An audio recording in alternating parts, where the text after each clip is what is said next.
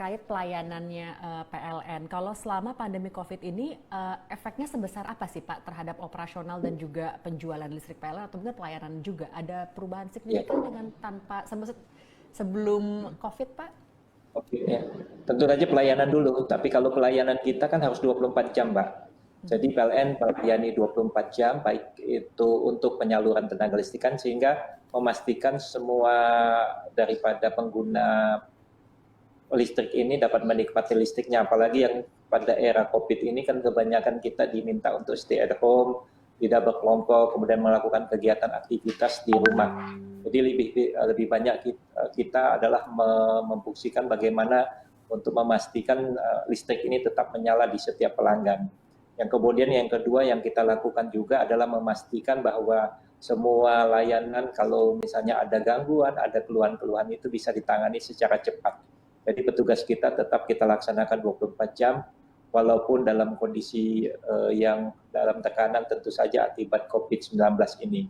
Tapi kita lengkapi dengan beberapa APD alat pengaman diri terhadap COVID yang diharapkan memang mudah-mudahan tidak memberikan efek negatif kepada pelaksana petugas kita di lapangan dan juga masyarakat yang ditemui. Sekali lagi kami juga mengucapkan terima kasih kepada para pelanggan PLN yang sudah membantu kita juga di dalam mengamankan sehingga pada waktu pengamanan itu bisa terlaksana dengan baik dan merelakan misalnya pohon-pohonnya untuk ditebang, kemudian juga memberikan katakanlah kerelaan-kerelaan lain di dalam kita mengamankan ketenaga listrikan yang melewati kadang-kadang di depan rumahnya ada pohon yang lagi ditanam, kita lagi potong, itu Mbak. Jadi pada intinya kita siap 24 jam melayani, tidak ada hentinya. Oke Pak, kalau misalnya 24. dari konsumsi, maaf Pak, kalau dari konsumsi itu kan Oh ya, konsumsi tadi ya. Jadi kalau gimana? kita perhatikan konsumsi ini memang efek COVID ini kan tidak pernah terbayangkan sebelumnya ya Mbak ya. Sehingga ada beberapa permasalahan, misalnya kita melakukan PSBB yang menyebabkan beberapa aktivitas kita terhenti, khususnya kalau di Jakarta, di beberapa kota besar. Nah kalau kita lihat yang terasa sekali itu adalah hotel-hotel, kemudian terkait juga mall yang mengalami kira-kira penurunan yang sangat drastis. Dan beberapa industri-industri, ini bukan masalah PSBB-nya, tetapi karena ini global pandemi dan menyebabkan ada permintaan demand yang turun, tentu saja aktivitas daripada perusahaan itu berkurang. Karena sekali lagi akibat penurunan demand, mereka tidak bisa mengeluarkan, kalaupun demand-nya ada, kemudian mereka tidak bisa melakukan aktivitas ekspor impor yang diharapkan karena semua adalah lockdown atau tertutup di beberapa negara yang untuk ini, ataukah beberapa untuk antar pulau juga melambat situasinya. Demikian Mbak, jadi pengaruhnya sangat besar sekali. Tetapi kalau kita lihat pertumbuhan, contohnya yang Mbak, yang industri itu kalau dari bulan April aja kita minus 10% itu Mbak, secara total ya. Kalau industri udah minusnya 21%, kalau hotel itu malah ada yang turun sekitaran 40-60% pemakaiannya, itu Ini yang seluruh sangat terasa. Indonesia ya Pak datanya ya? Seluruh Indonesia ya, seluruh Indonesia berdasarkan pertumbuhan kita pada bulan Mei yang pemakaian April itu turunnya minus 10, tapi kalau bulan April pemakaian Maret itu masih minus 1,29%. Itu yang angka-angka kita. Jadi kita nyata sekali pada bulan April itu yang PSBB-nya yang semakin masif itu kita terasakan yang kita bayar untuk rekening Mei itu terasa turun yang sekali. Tetapi kita mengalami peningkatan untuk pemakaian sampai 13% dan 15% untuk tarif-tarif rumah tangga, Mbak. Itu yang kita menyatakan bahwa memang betul-betul bahwa peningkatan ini sangat besar sekali. Apalagi kalau untuk rekening Juni rumah tangganya lebih naik lagi karena kita ketahui juga bahwa pada bulan Mei itu yang rekening Juni itu kan pemakaian Mei artinya Mbak ya. Kan Mei itu ada Lebaran dan kemudian ada bulan puasa bagi umat Islam yang merayakan, tentu saja akan lebih banyak lagi pemakaiannya. Kenapa ini? Karena pertama tentu saja kita stay at home ya Pak. Kemudian yang kedua dia berlama di rumah untuk kegiatannya akan mulai aktivitasnya sahur. Kemudian sahur, sholat, dan selesai itunya. Kemudian malam juga kan banyak kegiatan. Kalau dulu kegiatannya pada waktu tahun-tahun sebelumnya Mbak yang tidak ada COVID ini, kita rasakan yang naik itu tarif-tarif sosial, yaitu rumah-rumah ibadah, dalam hal ini masjid, sholat, dan sebagainya, itu kan penuh biasanya Mbak, naik. Tapi tahun ini musolahnya sepi Mbak, malah kita membantu beberapa unit kita membantu membayarkan listriknya di musola karena nggak ada yang datang ke masjid itu sehingga masjid bisa kita bantu gitu. Kira-kira begitu Mbak, salah satu ini. Kalau misalnya ini Pak, dengan kan sudah ada ya angka-angkanya kan sudah relatif sudah agak masuk lah gitu ya dengan penurunan dari beberapa sektor konsumsi beberapa sektor juga perindustrian, hotel dan semuanya. Lalu untuk kenaikan tadi di sektor rumah tangga itu sudah mulai diperkirakan belum Pak? Kira-kira proyeksinya untuk kuartal kedua mungkin untuk tahun ini karena kan kalau melihat kinerja keuangan yang di kuartal pertama turunnya lumayan besar ya Pak ini ya 38,8 triliun kalau dibandingkan bahkan dengan Q1 tahun lalu itu yang masih laba 4,1. Ada proyeksinya nggak sih Pak kira-kira kinerjanya kuartal kedua ya, atau mungkin sampai akhir tahun? Kalau sampai akhir tahun kita prediksi pertumbuhan kita hanya minus 6,34%, Mbak. Itu diakibatkan karena penurunan daripada beberapa konsumsi industri yang tentu saja dan bisnis ya Mbak. Yang paling banyak kan kalau industri dan bisnis ini dari pemakaiannya. Kemudian ada penurunan juga di tarif publik dan tarif industri. Publik itu ke perkantoran karena perkantoran pada sebagian kan masih tidak dalam poolnya Mbak karena kalaupun tidak ada boleh work from home tapi kan hanya dibatasi split ya Mbak. Hanya setengah boleh diisi karena kita mengikuti protokol. Jadi kalau kita ini tapi kami sendiri tetap optimis Mbak, bahwa kita bisa melalui permasalahan ini melalui pandemi ini kalau asal kita bersama-sama bekerja, bersama-sama saling memahami dan juga bersama-sama saling bekerja sama untuk melawan COVID ini dan tetap bekerja dengan sesuai standar COVID yang sangat ketat. Demikian Mbak. Kalau kondisi keuangan kita harapkan memang seperti kita ketahui minusnya ini adalah beberapa disebabkan ada penurunan beban kan pendapatan kita berkurang tetapi beban-beban kita naik. Tetapi ada sebagian yang tentu saja adalah tarif subsidi kita mengharapkan tetap subsidi dan kompensasi pemerintah. Seperti yang telah disampaikan oleh sebelumnya disampaikan di ini bahwasanya sebenarnya semua golongan tarif itu sudah mendapatkan kompensasi atau subsidi dari pemerintah, Pak. Kenapa demikian? Karena biaya pokok penyediaan kita ini adalah lebih tinggi ketimbang daripada harga jual kita kepada masyarakat. Sehingga selisih ini supaya PLN itu tetap bisa berjalan adalah dia harus dikompensasi atau disubsidi oleh pemerintah. Kira-kira demikian, Mbak.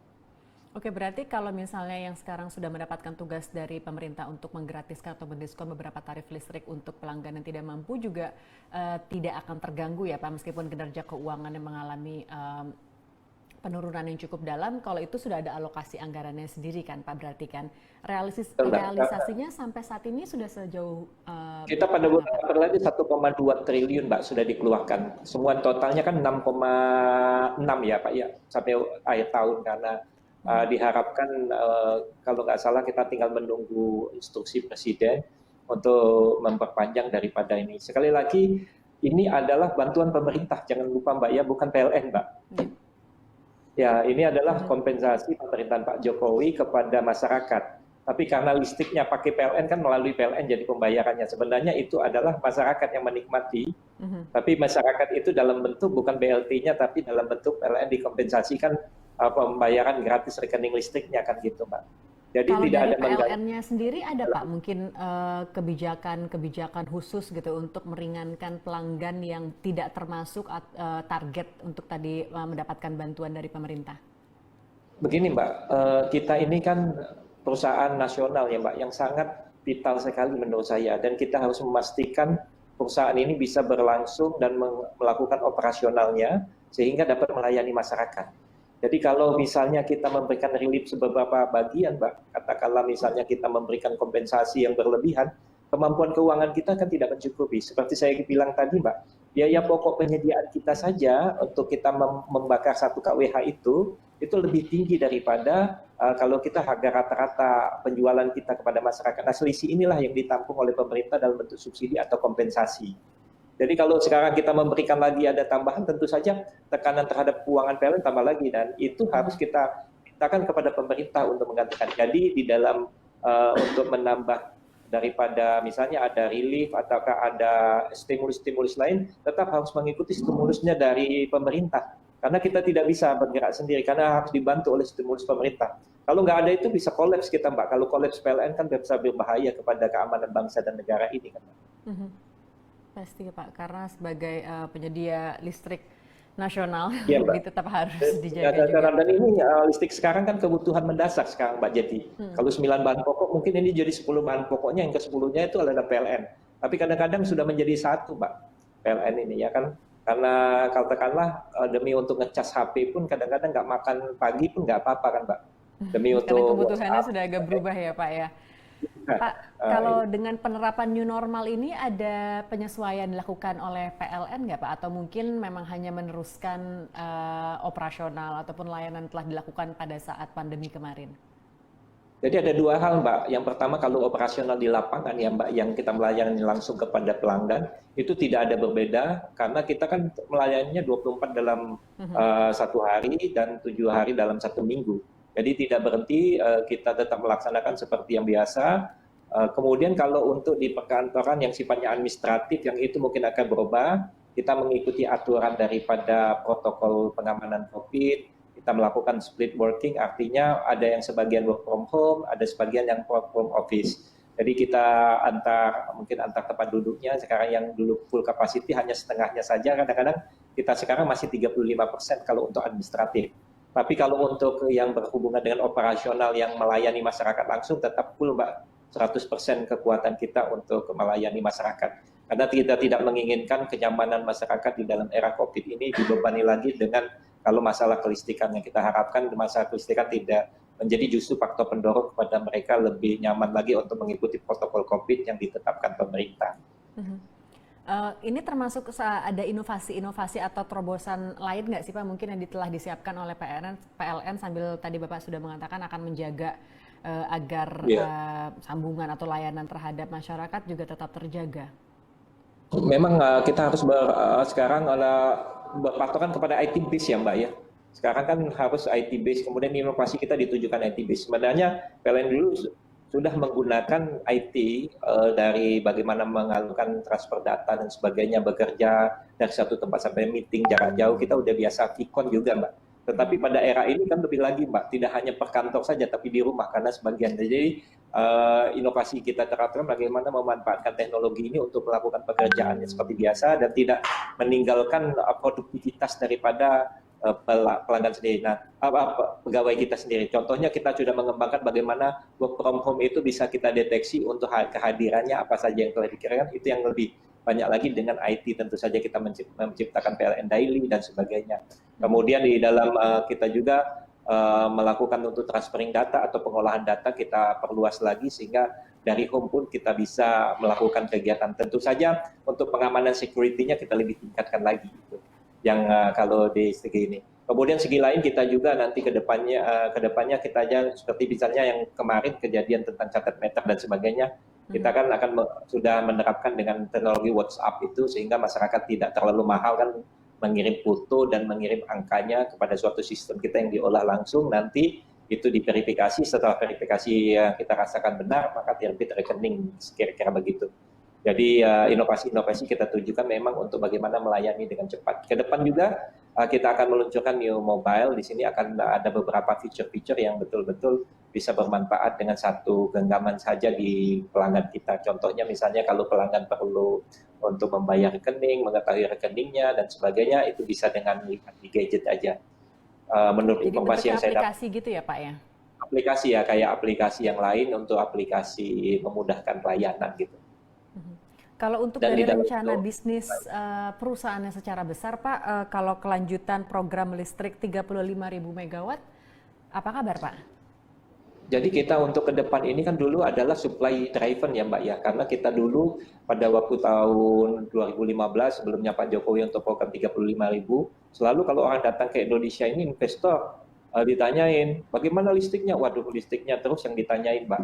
Jadi pada waktu itu keputusannya adalah Pak Jokowi dan Pak JK adalah 35.000 kita jalankan. Nah, 35.000 sudah masuk. Artinya tidak ada masalah lagi di segi supply ya Mbak ya. Sekarang kita bagaimana demand driven-nya. Demand driven itu kita banyakkan ke pelanggan, bagaimana menciptakan demand, bagaimana pelanggan itu merasakan experience dengan PLN. Jadi ke depan bisnis kita itu bagaimana mengelola pelanggan itu lebih baik lagi, sehingga pelanggan itu bisa comfortable, kemudian bisa experience-nya lebih bagus lagi terhadap PLN, kemudian dia bisa stay dan menikmati apa yang layanan PLN, dan lebih banyak lagi feature-feature daripada layanan PLN. Seperti misalnya kita akan yang sudah dikembangkan di beberapa tempat kita yang namanya Smart Home, Mbak. Dan kita menyadari kalau teman-teman, kalau pelanggan-pelanggan kita itu kan kalau di rumah, apalagi yang millennials, yang middle class lah ya Mbak ya, itu kan ingin sesuatu yang cepat, ingin kalau itu nyaman, kalau dia bekerja dia officeless lah, tidak ada kantor tapi di rumahnya. Kalau misalnya mau matikan lampu, cukup klik aja pakai tangan aja udah mati, tidak perlu lagi datang untuk matikan. Itu juga namanya smart home. Kemudian bisa mengontrol pemakaian AC, ada energy management sistemnya. Itu kita kembangkan untuk kedepannya, bukan kedepannya, sekarang dan kedepannya. Tentu saja kita akan beralih kepada teknologi-teknologi seperti itu, yang membuat lebih nyaman lagi. Nah, yang jadi sekali lagi bahwa kedepannya kita ini adalah bagaimana kita mentransformasi ini adalah didrive oleh demand sekarang, bagaimana menciptakan demand sendiri dan bagaimana demand ini bisa dikelola lebih baik lagi. Misalnya di rumah Mbak itu, apa saja sih sebetulnya kebutuhan Mbak Lia di rumahnya? Apakah cukup listrik? Ternyata kita, Mbak Lia ini kalau listrik memang udah oke, tapi bisa nggak listrik saya ini saya kendalikan dari kantor kumparan saja. Misalnya saya mau cuci baju pokoknya saya pulang sudah bajunya udah kering. Sehingga kan nggak perlu ngetek sendiri, nanti tinggal masukin bajunya, jam sekian harus sudah nyala. Kan itu adalah teknologi ya Mbak ya, dan itu sangat dimungkinkan. Kemudian yang kedua, misalnya Mbak Lia udah capek nih, wawancara dengan Pak Bob, itu aja jawabannya. Udah berkeringat, mau pulang supaya dingin-dingin kan, dingin-dingin ya, AC-nya dinyalain dulu supaya kalau masuk kamar itu langsung dingin. Dari mobilnya udah di-set aja, nyalain aja. Atau saat udah ini juga ya Pak, udah langsung di-set. Ya, memang di situ kita smart home. Kemudian bagaimana security di rumah, karena seringnya Mbak Lia di luar, bagaimana di rumah itu bisa dikendalikan. Itu part of the demand driven yang akan kita ciptakan ke depan dan kita kelangsungan terus.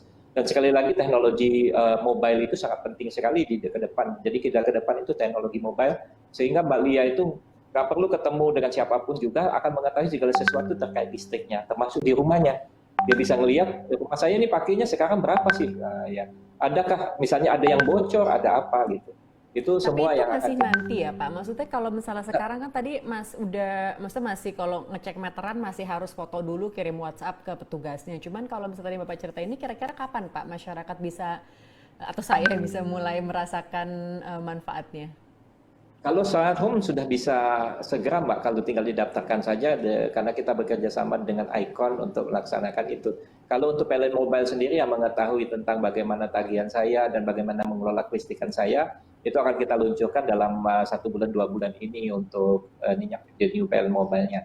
Nah, untuk terkait dengan IoT yang kemudian di rumah, apakah ada meter smart meter, kita lagi kembangkan. Tetapi kita juga harus mengetahui juga bahwa kita membangun infrastruktur. Kalau membangun infrastruktur itu kita harus kaji secara mendalam azas manfaatnya seperti apa dan membawa added value apa kepada pelanggan, apakah memang pelanggan itu betul-betul membutuhkan itu.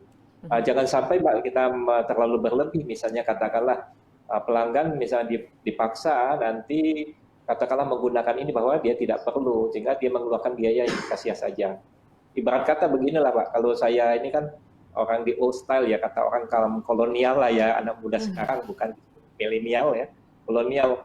Nggak perlu HP-nya bagus-bagus banget yang kelas apa namanya, kelas Apple yang 10S apa ya Mbak ya, karena feature-featurenya itu nggak bisa pakai itu, ngapain saya pakai itu ya, lebih baik saya beli yang kelas-kelas yang katakanlah Samsung apa Oppo yang sudah cukup mutu, kalau Mbak Lia perlu foto saya foto sendiri, selfie saya sebarkan gitu aja kan. Ya artinya kan kita juga harus memandang suatu infrastruktur itu adalah azas manfaat, karena the skill, economic skill-nya harus kita pandangkan ya Pak. Economic skill dan azas manfaat, jangan sampai kita mengikuti teknologi, costingnya banyak sekali, tapi azas manfaatnya sangat sekali, hanya 10% daripada itu kan rugi dulu. Jadi bertahap, tapi memang harus teknologi diikutin loh. Ada sesuatu yang seperti saya ceritain, milenial kayak Mbak Lia kan, penting itu kalau gadget yang kelas-kelas penting, karena di dalamnya kan ada bisa kalkulasi apa, bisa Excel, bisa apa, sehingga pada waktu Mbak wawancaranya nggak perlu lagi seperti saya harus ngelihat kertas-kertas lagi, tapi hanya di dalam satu itu lagi kelihatan langsung jawab, langsung ini, langsung klik-klik selesai kerjanya. Nah itu adalah memang kebutuhan kan, dan harus Ya. itu kita support. Nah itulah PLN akan menuju ke arah situ. Tapi sekarang apakah sudah ada? Sudah ada Mbak. Kita beberapa tempat kita sudah. Kemudian untuk beberapa pelanggan yang membutuhkan teknologi yang tanpa padam deh, aku nggak mau padam sama sekedip, nggak mau aku. Oh nggak mau. Nah kita juga ada layanan itu dan siap itu. Bagus, mendengarnya sangat ini ya Pak, Mas, sangat apa ya, kayak optimistis, sangat senang bahwa memang PLN akan mengeluarkan terobosan-terobosan yang sesuai dengan kebutuhan masyarakat. Tapi sebelum kita ke sana Pak, ini kan tadi di awal wawancara saya udah membacakan ada beberapa kasus readers Ya. kumparan yang sayang sekali mengalami mungkin kenaikan tagihan listriknya tiba-tiba kok bisa membengkak gitu loh. Mungkin oke lah kalau misalnya work from home pemakaiannya meningkat, ya oke, 1 ke 2 kali lipat tagihannya membengkak mungkin masih bisa dimaklumi oleh pelanggan sendiri, tapi ada yang sampai 9 kali lipat, 11 kali lipat. Sebenarnya apa yang terjadi sih Pak? Jadi ada Mbak, yang tadi kan oleh Malang udah kita datangin, ada apa? Kan itu suatu industri las, kala-kala workshop las lah ya Mbak ya. Workshop las itu kan menggunakan suatu peralatan-peralatan yang efisiensinya rendah, maka harus dibantu dengan suatu alat namanya kapasitor. Itu untuk membantu meningkatkan efisiensinya kan Mbak. Efisiensi itu artinya output yang digunakan itu sesuai dengan input masukan sehingga bisa mendekati 100%. Nah, tapi pada saat itu ternyata alat untuk efisiensinya rusak itu Mbak. Jadi tentu saja kembali semua kegiatan dia kan tidak efisien lagi, dan itu yang menyebabkan dia beberapa kali lipat karena alatnya memang rusak, dan itu alatnya rusak itu sudah 3 bulan ternyata Oke, gitu. berarti yang itu waktu kasusnya Malang itu karena memang ada kesalahan, misalnya ada kerusakan di alatnya pelanggan ya. Ya, Kalau misalnya pelanggan kasus nggak yang lain menyadarin Pak? itu. Yang kasus yang lain seperti yang lain, kalau perumahan seperti kata tadi yang di Tangerang ya, tadi ya di Tangerang ya, kalau nggak salah. Nah di Tangerang itu kalau kita perhatikan Mbak, kenapa 3 kali lipat? Nah, saya kasih contoh ini aja Mbak ya, yang mudah saja supaya kita enak bicaranya. Sepertinya saya ini kan penjual kue misalnya Mbak, sama saja listrik itu kan sama kue, ada volumenya akan beda harga. Harga kue saya itu tidak naik Mbak. Tidak naik karena rugi saya, karena pemerintah sudah set harga kue ini, harganya adalah tidak naik sejak tahun 2017. Jadi kue itu saya jual biasanya kepada suatu ini karena normal kan Pak, normal, situasi normal, pagi sarapan, kue itu hanya dibutuhkan di rumah itu hanya 5. Ya. Di bulan-bulan selanjutnya, bulan Desember 5 ya, paling banyak 6 lah. 6, 5, 6, rata-rata 5 lah. Nah sekarang pada waktu kondisi stay at home kita, stay at home pertama hanya 2 minggu dari 1 bulan itu. Pada waktu itu Maret kan minggu ketiga kan kita mulai diminta untuk stay at home. Semua kegiatan kita di rumah. Waduh bosen juga ini. Apa yang harus saya lakukan? Saya banyak kue makan lagi. Saya pesen 7 kue. Saya makan 7 kue. Tek makan 7. Makan 7. Tapi karena penjual kue tadi tidak bisa datang, Mbak. Karena kue itu kan diletakkan di atas meja tadi di depan rumah, diletakkan. Kemudian nanti ambil sendiri, hitung sendiri deh. Oh, 5. Tapi saya pikir karena dia 5, saya catat 5. Tapi dia sudah makan 7 nih, sisa 2 Mbak. Betul nggak Mbak? Kemudian ikut nih bulan Aprilnya, saya itu sama seperti itu. Penjual kuenya nggak bisa bertemu dengan ini. Saya letakkan kuenya aja. Ternyata karena sudah 1 bulan, 7 tambah lagi Mbak. Saya menjadi dari 5 tadi yang biasanya 5, saya makan sekarang 9. 9 di bulan April. Jadi kalau saya bilang, tapi tetap saya tagih 5 saja karena kebiasaan saya nggak bisa temu, saya hanya itu. Karena tadi ada bulan Ramadan juga, jadi ada 9 tapi saya tagih 5. Sisanya berapa? 4 ya Pak. 4, 2, 4, 6. Sudah tersisa yang belum saya tagihkan. Nah pada bulan Mei ada longgar, saya bisa datang. Kuenya ternyata banyak ini. Pada bulan Mei itu sendiri, dia sudah makan 7 sekarang. Tadi kan 9 ya, 9 karena sama-sama sudah lama dan ditambah lagi 9. Sehingga 9 ditambah 6 tadi Pak. 9 tambah 6 itu adalah 15. Pemakaian kita 5 menjadi 15, 300% Pak. Betul nggak? 300%, 3 kalinya.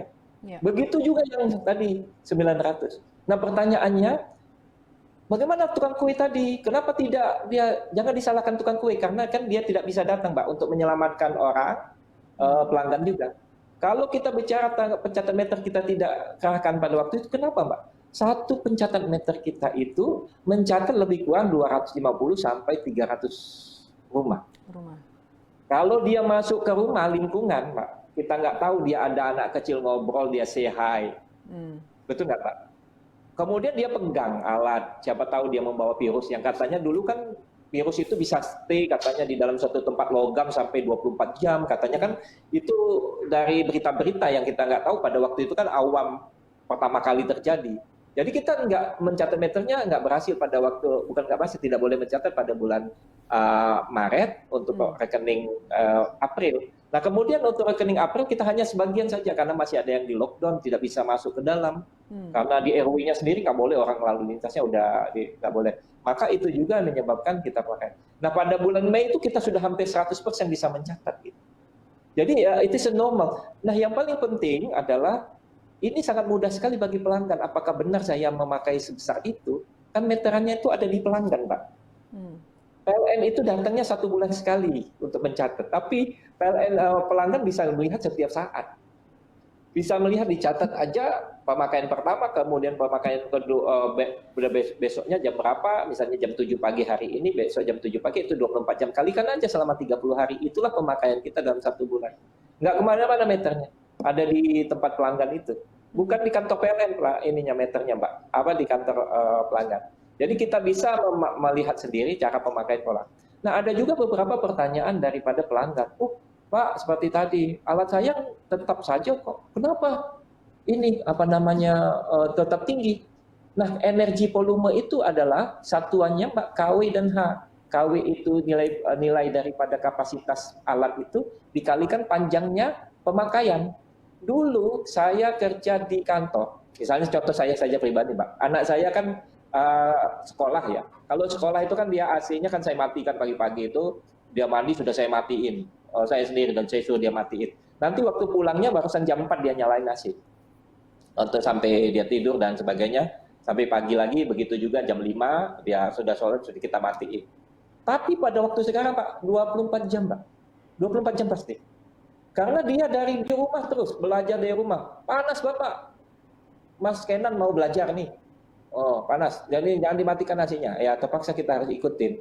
Jadi AC-nya tetap setengah PK di kamar itu, tetapi dulu pakainya hanya 8 jam atau jangan 8 jam, 12 jam lah. Sekarang 24 jam. Artinya naiknya berapa kali, Mbak? 100%. Ya. 2 kali. Betul nggak? 2 kali. Karena 12 menjadi 24. 2 kali. Alatnya cukup sama. Satu AC setengah PK. Nggak saya rubah AC. Tapi naik listriknya. This is very simple, Pak.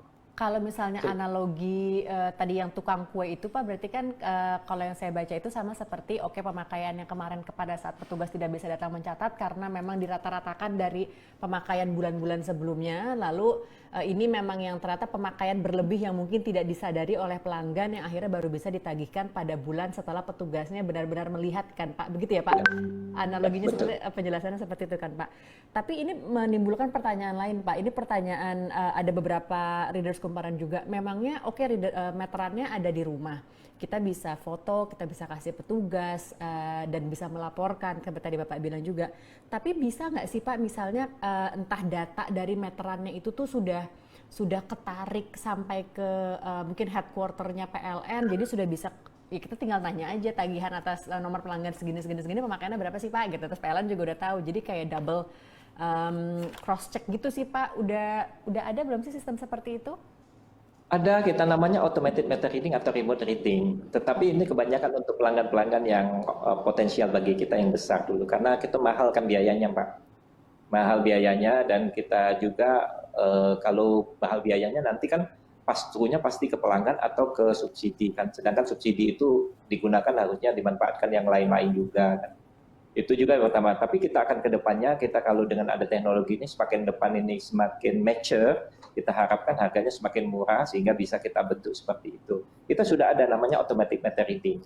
Dan juga untuk pelanggan-pelanggan rumah tangga biasa sudah ada uji coba sebenarnya di Taman Yasmin Bogor itu sudah meter 2 arah. Istilahnya meter itu bisa berbicara talk itu di 2 arah. Jadi dia menginfokan, kita yang menanyain bisa dia saling begitu. Nah ini yang dilakukan ke depan seperti yang saya tadi, kita akan membangun infrastruktur namanya Advanced Metering Infrastructure yang termasuk bagian daripada Smart Grid untuk ke pelanggan. Tetapi sekali lagi, this is infrastruktur, jadi kita harus betul-betul melihat azas manfaatnya kepada siapa saja yang itu, sehingga tidak terbebani oleh ke pelanggan. Nanti kan kalau ada biaya, tentu saja kan biaya itu harus dipass through, Mbak, dengan ke pelanggan. Tapi apakah semua pelanggan membutuhkan meter dua arah itu? I don't think so, Mbak. Pelanggan kita 76 juta ya Pak, 76,6 juta sekarang. Apakah membutuhkan semuanya, Mbak? Apakah 450 membutuhkan data seperti itu? I don't think so, Mbak. Kembali Jadi ke kita economic harus of scale tadi ya Pak, apakah ya, memang economic of scale-nya iya. kita lihat juga dan sebagainya. Tapi kita akan mempelajari, kita akan mengikuti itu. Dan sesuai juga arah daripada Pak Menteri BUMN juga kan begitu, untuk kedepannya harus mengikuti teknologi itu dan itu. Dan itu memang ada dan sudah ada, tetapi maturitas di dunia itu masih, di dunia pun masih uji coba, Mbak. Nggak semuanya kan, nggak semuanya. Nggak semua negara yang menggunakan hanya sebatas uji coba juga. Nah, kita juga harus mengikuti seperti itu. Kita uji coba dan kita lihat dulu sambil kita belajar, dan sampai kemampuan dalam negeri juga istilahnya, Pak, kalau kita menginginkan industri dalam negeri ini kan tumbuh, Pak. Kalau bisa kan kita menggunakan teknologi ini, teknologi yang tumbuh oleh kita serap dulu dari lama, kita pelajari, kan kemudian kita gunakan di dalam negeri, supaya tentu saja kita tidak hanya jadi pengguna saja, tetapi memproduksi juga, sehingga azas ekonomik manfaat secara keseluruhan untuk masyarakat secara makro Indonesia-nya bisa diambil itu, Mbak. Industrinya ini tumbuh dan sebagainya. Kita import kita nggak terlalu banyak, itu juga harus kita perhatikan menurut saya. Pak, terus kalau misal ada beberapa meteran listrik yang katanya udah udah kadaluarsa gitu ya, sehingga harus ditera ulang meteran listrik, apa sih Pak maksudnya ditera ulang ini? Jadi tera ulang itu menera kembali, Mbak, keakurasian daripada meter. Nah, pada waktu itu ada undang-undang tentang metrologi sudah ada, kemudian ada Permendag. Permendag itu ada dua juga, ada yang 68 dan sebelumnya tahun 2017, yang mengatur kalau di atas 15 tahun itu akan baiknya ditera ulang. Tetapi dikeluarkan lagi Permendag baru, karena kemampuan daripada tidak bisa dan kemudian pasifnya banyaknya, tadi hanya sampling saja. Nah, sampling itu kan yang kita lakukan juga mensampel. Kalau yang sampelnya jelek kan kita ganti, Mbak. Kita nggak lagi menera, Mbak. Lebih bagus karena harga tera juga banyak kan. Tera ya Mbak ya, misalnya itu kalau di tera lagi mungkin dia harus bongkar, kemudian ada KWH meter baru dulu ditempatkan, kemudian dia uji lagi, kemudian dipasang lagi, 2 kali kerja. Kan sekarang harga teknologi semakin murah, jadi kenapa kita gantikan? Kita sudah mengganti sekitaran 8 jutaan Pak. 8 juta yang kira-kira dalam sampling kita tidak memadai lagi, kita ganti. Artinya sama saja mengganti. Dan yang baru pun semuanya di tera Pak.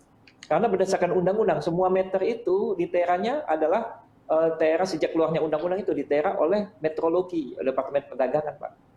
Dan itu kita tidak ini Pak, pabrikan langsung ke meter tera, TPLN tidak ikut supaya tidak cawi-cawi atau tidak dicurigai, silakan. Sehingga tinggal kita yang masangin. Jadi semuanya di tera.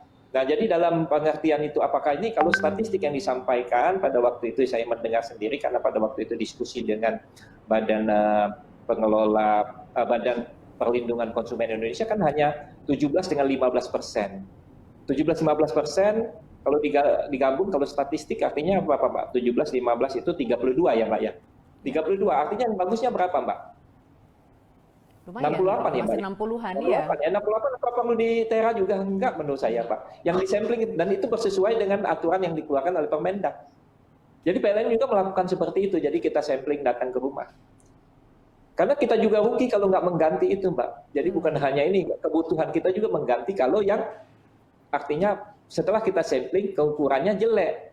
Tapi kalau bagus, apakah harus kita ulang lagi, Mbak, mengeluarkan biaya? Saya kira nggak, nanti juga dipastrukan oleh kepada PLN. Nah, tapi kita terus akan sudah berkoordinasi, sebenarnya lama kita berdua dan akan berkoordinasi. Hari Senin ini kita rapat lagi bersama Pak Busmi dari metrologi untuk itu. It is a business, Mbak. Tapi kita tetap menjaga. Kami meyakini itu bahwa transaksi itu penting sekali. Itulah maka kita selalu menjaga meter transaksi kita benar. Tidak hanya merugikan pelanggan, merugikan kita juga, nggak ada manfaatnya. Kalau yang katanya Kemendak ada sekitar 40 juta meteran listrik yang harus ditera ulang itu, kalau dari datanya PLN sampai sejauh itu nggak sih Pak? Kalau tadi kan Bapak bilangnya 8 40 juta kan artinya dari 76 juta. 76 juta, 6, 40 juta artinya lebih daripada 60% loh Mbak. Iya. Apakah memungkinkan 60% yang tidak akurat itu? Bisa semua kacau ininya jadi Mbak. Jadi perlu kita konfirmasi ulang. Menurut data kita yang di atas 15 tahun ya Mbak, berdasarkan Permendag, itu ada 16 juta.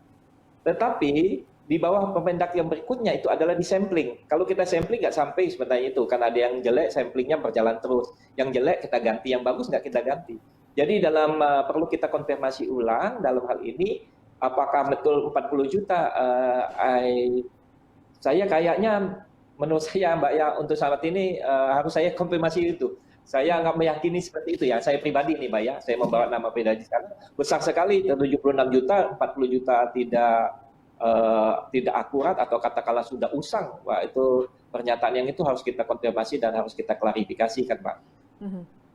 Kalau misalnya ini Pak ada kasus lain yang ini untuk yang prabayar katanya kan juga sempat ada kesalahan teknis di awal bulan ini, token listrik yang sempat gagal input, lalu PLN waktu itu kan sempat meminta maaf juga ya Pak Bob ya. Itu sebenarnya apa yang terjadi sih Pak untuk yang kasus yang prabayar? Ya, pending mesin kita ada gangguan, kayak kan itu generating ya Mbak, mengenerate tokennya itu jadi ada suatu ini karena alat listrik ya Mbak. Namanya kayak komputer, kadang-kadang komputer kita kan sudah kita cek bagus tetap ngehang tiba-tiba Mbak. Nah itu ya mungkin Jadi ada technical glitch sesuatu ya. aja gitu ya Pak? Technical glitch dan itu sudah kita handle dan semuanya Mbak ada rekodnya dari kita. Jadi nggak ada kerugian dari pelanggan sama sekali loh Mbak. Apa yang katanya ada 100 itu kita batalin karena kita membatalinya kan langsung pakai sistem aja Pak sekarang. Kita drop-in aja semua. Bagaimana yang sudah saya terdebit kan terdebit kita batalin artinya debitnya bisa dikembalikan lagi kan. Misalnya Mbak biasa kan membeli sesuatu tiba-tiba gagal kan dikembalikan bank lagi kan. Nggak ada selisih ya, mungkin selisih hanya waktu 10 menit, 20 menit kan Mbak. Untuk mengembalikan misalnya sudah 100.000 ya misalnya tiba-tiba beli HP ini kadang-kadang nge-hang kan Mbak ya. Suatu sistem yang sering kita itu, tapi kan otomatis dibalikin lagi di debit kita itu dikreditkan lagi sekitar 100.000 kan, nggak ada masalah. Itu juga yang kita lakukan pada saat itu dan itu hanya terjadi dalam beberapa menit. Tapi karena kan masih Pak, pelanggan prabayar kita itu sudah mencapai hampir 40 juta Mbak, pelanggan prabayar itu. Pelanggan prabayar dan 76,7 juta itu 40 jutanya pelanggan prabayar ya, berarti Pak? 40 juta hampir prabayar itu Mbak. Jadi kalau 40 juta itu meternya rusak semua, meter prabayar itu belum sampai nggak sampai yang 15 tahun Mbak. Karena pengembangan prabayar kita itu baru tahun 2010. Ya. Pertama kali ya, kalau 15 tahun berarti nanti tahun 2025 lah ya Pak ya. Iya baru nanti mungkin bisa ngomong ke Pak Bob ya, minta ditera ulang atau minta diganti meterannya gitu ya Pak ya? Iya nanti bisa kalau ini juga kita akan itu. Pak, kalau misalnya ada warga yang sudah melakukan semuanya nih, sudah foto tagihan meteran, pemakaiannya juga, udah gini, tapi kalau tetap ngerasa tagihan yang ditagihkan kepada pelanggan itu tetap lebih besar daripada pemakaian yang mungkin dia rasakan, itu tentu akan ada proses verifikasi dan sepertinya kalau misalnya memang ada warga yang beneran protes dan akhirnya terbukti mungkin pemakaiannya tidak sebesar itu, bisa ada kemungkinan kayak refund gitu nggak Pak? Pasti refund Pak. Caranya kita gimana, juga Pak? nggak main-main kita sediakan. Caranya kan datang ke kantor saja, melaporkan atau ke 123 kita cek, kemudian kita datang dia buat ini, kemudian kita verifikasi di lokasi. Ada petugas kita kan banyak Pak. Petugas kita datang, udah oke ya, tinggal kita buatkan rekening perubahannya, tinggal yang sisanya kita kembalikan uangnya. Atau nanti kalau dia nggak mau dikembalikan Pak, sudahlah Pak, biar untuk mengkompensasi untuk pembayaran saya ke depan. Sehingga itu masih dikurangi nanti ke depan. Tinggal pelanggan choice aja bagaimana. Nah, berarti ada kemungkinan refund ya Pak? Ya, refund. Bukan kemungkinan Pak, kalau memang betul-betul kita salah kita kembalikan. Bukan uang kita kok. Ya. Juga diperiksa oleh BPK juga Mbak. Jadi setiap kali BPK itu bukan hanya penerimaan yang bersih, penerimaan yang itu akan diskutini Mbak. Kalau ini, dapat dari mana ini angkanya ini? Ya gitu. Kalau nggak benar kan Mbak itu. Jadi kita juga ada SPI kita juga yang internal kita. Jadi kita nggak main-main dalam transaksi. Sebagian daripada kami itu tetap meyakini Pak kalau teman-teman di lapangan itu, kalau yang Islam itu selalu kita sebutkan di dalam satu ayat Pak, 1735 itu surat Al-Isra ke-35 itu bercerita tentang betapa pentingnya kita untuk timbangan dan menyempurnakan timbangan. Itu jadi acuan teman-teman di bawah itu sangat bagus sekali yang meyakini itu. Jadi ini bukan hanya masalah keduniaan lagi, semakin meyakini bahwa ini masalah kalau kita mencuri sukatan begitu, pasti hukumannya adalah ya sangat berat sekali di akhir nanti. Jadi ini akan menjadi pegangan juga teman-teman sebagian besar teman-teman di bawah kita. Jadi we are not playing with that, Pak. Yakinlah. Dan itu juga kita menempatkan meterannya di pelanggan sehingga pelanggan juga bisa menjadi watchdog-nya juga anytime. Apabila wah Pak kok kenceng sekali larinya kan meternya. Padahal saya sudah matikan. Nah, itu juga bisa kita selidiki juga, Pak. Sama seperti tadi pelanggan kita yang di apa namanya di eh, Malang tadi, alatnya rusak. Ada rumah itu Pak, instalasi kan Pak ya, betul nggak? Ada instalasi, ada kabel-kabel yang setelah meteran di dalam rumah. Bisa saja itu bocor Pak. Bocor, arusnya bocor, kabelnya bocor karena sudah tua mungkin ya. Itu bisa saja kan mengalir ke tanah. Dia tetap pakai, tapi dia yang merasa tidak pakai, orangnya berputar karena dia mengalirnya ke tanah. Kayak pipa air lah Pak. Pipa air kan bocor, meteran airnya tetap nyala kan Pak. Tapi airnya tidak kita gunakan, dia bocor. Dan juga itu juga, ya pentingnya kan kita meriksa instalasi. Seperti juga itu kan masalahnya alat mereka rusak, jadi seolah-olah kok PLN ini, padahal setelah kita cek, ini Pak betul, ini meternya bagus, kita cek, kita ukur ya Pak, udah kita cek sama-sama. Oh Pak, ternyata alat Bapak ini rusak, Bapak lihat itu, oh iya, nah, itu. Tapi kita juga memberikan itu Mbak, tetap kita memberikan perlindungan, namanya perlindungan terhadap lonjakan yang dilakukan kepada pelanggan-pelanggan kita di atas 20%. Kita kasih cicilan dibayarkan pada bulan berikutnya selama 3 bulan. Kalau misalnya ada juga Pak, katanya yang rumah kosong atau misalnya tadi kayak pabrikan rumahan gitu, tapi keadaannya kosong. Mungkin juga terjadi seperti itu, mungkin kayak tadi Bapak bilang mungkin ada kerusakan alatnya juga di sana. Ada Bisa ini jadi. nggak sih Pak? Ada dua ya Mbak. Ada beberapa komplain nggak yang langsung masuk ke PLN juga bilang sebenarnya rumah saya itu kosong kok, tapi kenapa tagihan listriknya malah meningkatnya 3 kali lipat, 4 kali lipat gitu, ada ceritanya gitu Pak? Nah kalau rumah kosong memang Mbak, kan kita tadi memakai 3 bulan rata-rata kan Mbak. Dari Desember, Januari, Februari kan Mbak ya. Mungkin rumah kosongnya itu ada yang kita kadang rumahnya kosong itu mulai Januari atau Februari. Artinya kan dia masih ada make Pak. Dan ini menjadi acuan untuk kita, karena kita PSBB tadi tidak bisa membaca, jadi rata-rata 3 bulan. Nah ada selisih karena dia rumah kosong jadi selisihnya lebih. Tapi pada waktu kita konfirmkan kita lebih pada itu kan kita lihat, oh ada kelebihan.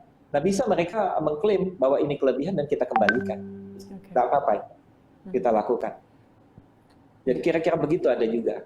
Atau rumahnya yang kosong terus Mbak, tapi terkunci. Nah ini Mbak, kunci. Kadang-kadang kita tidak bisa masuk ke dalam karena itu. Dan sudah kita beri biasanya kan ada secari kertas Mbak untuk membaca meter kita, untuk menyatakan bahwa Anda rumah ini tidak bisa dicatat meter, mohon maaf, kami mohon kesediaan untuk memberikan info data kepada nomor sekian. Itu diberikan Mbak, supaya mereka melapor, karena kita nggak bisa akses. Pertama juga bisa juga ada anjing dan sebagainya. Itu banyak kendala di lapangan aja, itu pasti kasuistik gitu Pak. Kasuistik artinya betul-betul ini. Ada juga yang ya, ada juga yang terjadi Mbak, pelanggan-pelanggan. Mereka kan yang menempel papan, karena nggak mau dimasukin oleh pegawai pencatat kita, maka dia pakai papan aja di pagarnya Mbak, yang ada tulisan bisa 1, 2, 3, 3, 2 yang bisa dicopot kemudian ditambah-tambahin. Nah ada juga, tapi kadang-kadang juga ada juga yang bermain-main juga, sekalian lah supaya kecil, mungkin pembantunya aku nggak tahu ya Pak. Jadi berubah yang angkanya kecil, tapi pada waktu kita berhasil masuk ternyata besar sekali. Nah yang angka ini, maka protes Pak, saya merasa nggak pilih. Tapi kita punya bukti Pak, karena kita punya foto. Nah ini yang fotonya, tanggal berapa kita fotonya ada, dan posisinya kita di sini, betul nggak? Oh dia aja, oh iya, ini pasti ada yang salah ini. Bisa saja yang biasa bayar rekening listriknya Mbak supaya murah kan, kita bisa saja ya. Karena dia dikasih 500.000 supaya dia dapat keuntungan karena biaya untuk ongkos ya 300.000 aja terus-terusan. Nah pada waktu kita masuk ke rumah itu, tiba-tiba oh tinggi sekali. Dari mana dapat angkanya? Dan angkanya kami yang terakhir ini kami dapat foto ini, tapi sebelumnya kami dapat foto yang ini, Pak. Angka-angka ini. Kan gitu. Jadi tetap ada cross check juga ya, Pak. Nggak bisa langsung terima apa yang dikatakan oleh pelanggan juga, mungkin double confirm. Iya, verifikasi, Mbak. Diverifikasi kita. Verifikasi. Pak Bob, ada pertanyaan dari Readers Kumparan nih Pak, dari @danapratama11. Saya mau tanya bagaimana bisa PLN merugi sedangkan distribusi listrik di seluruh Indonesia hanya PLN, tidak ada yang lain. Artinya mereka semua bayar kepada PLN setiap bulannya. Bagaimana bisa mereka tetap merugi hingga triliunan rupiah? Ya, bagaimana terima kasih Pak menjawab Pak Dana ini? Ya, mudah saja Mbak Dana. Sekarang tarif itu melalui regulasi ditetapkan pemerintah. Dari tahun 2003 itu tarif 450 PA itu nggak naik-naik sampai sekarang. Betul nggak? Tidak naik-naik. Artinya kalau dulu hanya 1 kWh-nya 457. Tidak sampai 500 loh. 457 1 kWh. Jadi kalau 450 ini bisa beli apa sekarang ya? Nggak ada, satuannya pun nggak ada, yang 500 ada. 500 pun nggak bisa beli apa-apa.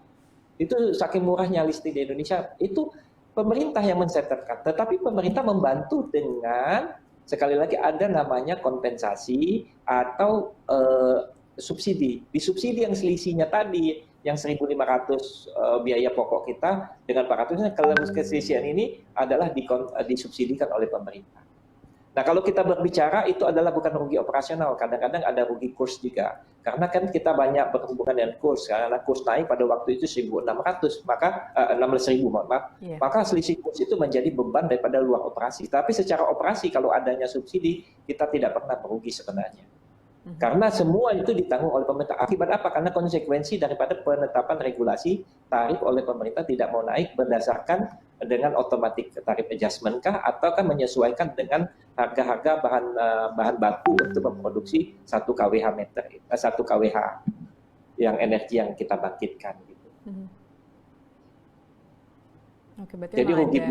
Iya, memang tadi sudah sebenarnya Pak Bob udah menjelaskan di awal juga sih Pak ya, bahwa kan memang biaya produksi untuk listrik di Indonesia sebenarnya lebih besar daripada harga jualnya kan ya tadi.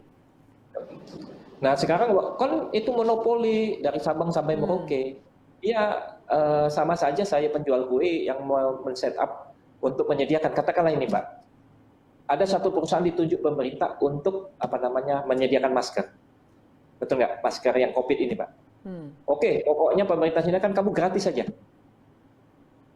Harus kamu gratis. Rugi nggak perusahaan itu Pak? Rugi kalau berdasarkan analisis kita. Tapi dia nggak rugi Pak. Karena pemerintah akan mengganti semua biaya Pak ya, ditambah keuntungannya kan Pak. Karena harus ada untung juga dia supaya itu. Karena pemerintah kan untuk kepentingan rakyat harus masker gratis kan misalnya. Nah masker gratis itu diberikan gratis kepada masyarakat, tetapi pemerintah membayarkan ke perusahaan tadi dalam bentuk subsidi pemerintah itu perusahaan tadi untuk mengcover biaya produksinya ditambah keuntungan yang wajar dia. Itu usual business, happen all the world Pak. Oh, apakah cuma di Indonesia ada subsidi? Saya kira di Amerika juga subsidi, Pak. Pertaniannya disubsidi, itu bertengkar sama Eropa itu gara-gara masalah subsidi saja, Pak ya. Supaya bisa harganya lebih murah sehingga bisa dibeli oleh orang lain kan. Itu negara maju pun tetap begitu. Karena yang paling penting kita bernegara ini sama seperti PLN melayani masyarakat itu. Yang paling penting. Ya. Pak Bob, ada satu pertanyaan lagi Pak dari Denny Saifullah. Saya isi token 200.000 biasa kepakai 12 hari, sekarang cuma kepakai 5 hari. Padahal pemakaian tetap sama kayak kemarin-kemarin. Kenapa kira-kira itu Pak? Itu ada kenaikan atau apaan gitu nggak sih Pak di token nggak? Apa penjelasan dari Pak Bob? Jadi sekali lagi, kalau tarif tidak ada naik sejak tahun 2017. Sama sekali. Sama sekali nggak naik. Jadi ada 2 pemakaian naik. Ada 2 juga pemakaian yang naik. Bisa saja adalah memang kita rasakan makanya sama, tetapi jangka waktu pemakaian polanya berbeda. Contohnya misalnya, dulu start stop dengan nyala terus. Yang mana lebih banyak Pak pemakaian? Ternyata start stop. Karena pada waktu kita start stop itu mengkonsumsi energi lebih besar. Dibandingkan kita nyala terus dulu, misalnya kulkas ya, kulkas dimatikan atau katakanlah pemanas air yang sering digunakan atau terus-menerus. Nah itu akan berbeda, itu pola pemakaian bisa jadi. Contohnya mobil itu lebih boros kalau kita makainya stop berhenti, kemudian start lagi berhenti, itu pasti boros mobilnya Pak. Itulah kalau di Jakarta itu pakai mobilnya pasti satu berapa, karena banyak macetnya kan banyak lebih boros kan Pak. Itu juga kan. Nah yang kedua adalah tadi pola ya Mbak ya. Tadi ada 2, bisa saja ada peralatannya rusak. Nah, jadi kemarin juga kita bertemu dengan suatu pelanggan, yang kebetulan pelanggan melapor ke kita datang. Ternyata AC-nya, Mbak. AC-nya itu freonnya habis atau gimana ya. Sehingga pada waktu cuaca panas kan dia harus mengkonsumsi energi yang lebih banyak lagi untuk bisa mengcover panas tadi, Mbak. Karena dia freonnya kan sudah habis. Jadi itu juga kok nggak dingin-dingin, dia turunkan sampai suhunya itu. Nah, energi yang dipakai itu bisa juga. Sama seperti kasusnya di di Malang tadi, Pak. Alat peralatan kita. Jadi betul-betul harus kita pakai. Yang kedua, mungkin ada kebocoran instalasi. Sekali lagi kayak pipa juga kan. Listrik ini kayak pipa, Mbak. Pipa air itu dibungkus dengan isolasinya, airnya mengalir melalui kabel kita, di dalam itu ada wire-nya dibungkus oleh isolatif, nama isolation. namanya itu kayak itu airnya mengalir. Mungkin isolasinya tuh putus atau gimana karena terlalu lama atau dimakan tikus. Nah itu juga harus perhatian. Karena itu bisa menyebabkan kebakaran loh Mbak. Kalau seandainya dibiarkan terlalu lama. Karena konslet namanya. Panas menimbulkan api. Itu juga harus diperhatikan. Tetapi yang paling penting adalah hitungan itu matematik biasa, aritmatika biasa. Jangan khawatir. Lihat misalnya rice cooker saya. Rice cooker saya itu 150 watt. Udah, 150 watt, berapa jam saya pakai? Kalau dia menanak misalnya dipakai 150, kalau dia manasin misalnya 100 watt. Kan beda antara menanak sama memanas. Kalikan aja misalnya waktu nanaknya berapa, pemanasannya berapa. Itulah KWH. Dibagi 1000 ya Pak, tentu saja dibagi 1000 karena watt ke KW itu adalah 1000. Dibagi 1000, itulah jangka waktunya. Kalau misalnya setelah kita hitung tiba-tiba itu cek instalasi kita. Saya yakin ada kerusakan atau kebocoran atau alat kita memang tidak sesuai lagi yang dicantumkan di dalam nameplate-nya. Contohnya seperti AC tadi, Mbak. AC itu memang AC 1 PK yang kita datang itu. Pak, saya AC-nya nggak nambah, waktunya juga saya tetap 24 jam. Dari dulu saya 24 jam. Setelah kita lihat, waduh, kok AC-nya nggak dingin ya Pak? Iya nih, AC-nya ada habis periodnya, memang udah beberapa minggu ini kita mau karena mau memperbaikinya karena di lockdown jadi orangnya nggak datang ini katanya. Nah itu ya. Jadi ini Pak mungkin coba kita tes Bapak jangan pakai ini dulu AC-nya dulu. Bisa turun itu pasti Pak. Nggak usah dipakai dulu karena AC yang tidak dingin itu justru kita pakai lebih banyak lagi mengkonsumsi energi karena dia harus mengcover bertahan terus dan bekerja keras untuk kira-kira mengeluarkan kedinginannya ke dalam ruangan tapi tidak berhasil dia. Dan itu exhaustnya lebih berat lagi. Berarti memang ada penjelasan-penjelasan teknis gitu ya Pak, kenapa alasannya mungkin ada lonjakan tadi tarif listrik, terus kalau misalnya harus banyak yang dilihat, berarti kan berapa faktor yang dilihat dari mulai tadi mungkin pemakaiannya tidak sadar, lama pemakaiannya juga, atau mungkin malah ada alat-alat elektronik yang tadi sudah tidak bekerja atau berfungsi dengan semestinya, begitu ya Pak Bob ya? Betul sekali Mbak. Kalau misalnya ini Pak ada apa ya? Tapi mungkin ini agak bertolak belakang sih dengan tujuan Pak Bob untuk meningkatkan kinerja keuangan dengan pemasukan. Tapi untuk masyarakat secara luas, Pak, gimana sih cara mungkin mengantisipasi agar tidak begitu kaget untuk kalau misalnya mengantisipasi lonjakan tarif yang tinggi lagi? Berarti harus ngecekin semua apakah alat elektronik di rumah berfungsi dengan baik dan benar, Pak? Iya, kita kan sebagai pemilik sama saja kalau mobil, Mbak. Masa mobil aja sering dicek terus dibawa ke rumah ke bengkel gitu. Masa alat di rumah kadang-kadang nggak dicek kan kasihan juga kan itu juga apalagi kalau AC digunakan 24 jam ya kadang-kadang kan perlu ada yang bersihin. Nah, satu lagi, Mbak. Sama di rumah mana juga kan AC kotor itu bahaya loh, Mbak. Bisa konsumsinya lebih banyak lagi.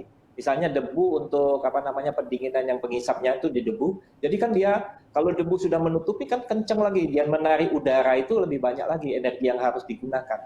Itu juga AC kan harus dibersihkan sama seperti mobil kita Mbak. Kalau mobil kita nggak pernah dipelihara, dia pasti konsumsi itunya cepat rusak gitu. Kenapa kita tidak melakukan kepada hal yang sama listrik bahwa itu yang kita manfaatkan aja? Kita juga harus senantiasa juga lebih teliti lagi di dalam menggunakan alat itu. Dan juga ini juga kadang-kadang Mbak kan kita untuk hemat. Jadi this is about the decision economic kayak Mbak berbicara tentang ekonomi. Kadang-kadang kita beli AC itu kan AC merek nggak tahu itu asal pokoknya AC ini lebih murah. Tapi AC nasional contohnya Mas itu agak mahal tetapi dia ada inverter, teknologi inverter untuk bisa menghemat. Memang di dalam satuan ini total owning cost-nya lebih murah daripada AC yang pakai inverter tadi dibandingkan AC yang tidak pakai inverter yang lebih murah. Total owning cost maksud saya Mbak akibat dari pemakaian yang boros dan sebagainya kan itu jadi lebih hemat. Itu juga harus perhatian. Kenapa kita beli mobil juga sekarang? Saya suka mobil Toyota. Kenapa? Karena lebih hemat. Nah, kenapa di alat listrik nggak mau juga begitu? Kan sama aja Mbak. Itu nggak? Listrik BBM is energy, itu adalah energi. Itu kalau secara ininya saja. Pinter-pinter milih berarti ya Pak Bob ya? Kita milih juga alat. Memang nggak semua alat yang murah dari suatu produk suatu negara itu memang murah, tetapi total owning cost kita itu mungkin lebih tinggi, Pak, karena dia menyebabkan keborosan di dalam pemakaian. Baik, Kalau terima kasih. misalnya, Maaf Pak, ini waktunya sebenarnya sudah selesai, nggak sengaja ini kita Asik ya, ngobrol. bicara sama Iya, Mbak Lia ini membicarakan asik ya. energi, bicarakan Senang energi yang sekali itu. ternyata sudah Bisa dibisikin sampai sama pagi produser nih. waktunya Iya. sudah selesai. Mbaknya juga Terima sangat kasih. ramah. Terima kasih ya Mbak. Makasih Terima banyak kasih atas banyak undangannya. Pak Bob atas Iya. kesempatannya, sangat clear penjelasannya. Mudah-mudahan Readers Kumparan juga merasakan hal yang sama mendengarkan penjelasan dari Pak Bob. Semoga Terima Pak kasih Bob Mbak. sehat selalu dan tetap semangat ya Pak dalam Amin. menjalankan Terima tugasnya. kasih.